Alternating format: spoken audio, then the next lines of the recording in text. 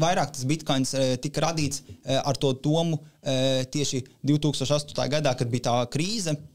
Un kāpēc tā krīze jau radās? Tāpēc, ka bankas ļoti daudz vienkārši deva kredītus visiem deva, visi pirka mājas, un beigās, tad, kad viņi nevarēja samaksāt, viņi vienkārši atņēma tās mājas, bet viņam jau tās mājas nebija, kur vairāk likt, un līdz ar to tur visi sāk visu vienkārši printē klāt. Bet atbildot uz tavu jautājumu, bitcoins kā tāds, pats par sevi, viņš ir apakšā tam, kad, tā ir vērtība līdzīgi kā zelts. Ja? Valstis taisa rezerves. Amerika grib uztaisīt rezerves. Jau 27 vai 26 štatos jau ir šis likumprojekts izstrādāts. Polijas prezidents, kas ir tā kā amata kandidāts, pateica, ja viņi ievēlēs, viņš Polijā arī uztaisīs bitcoin rezervi.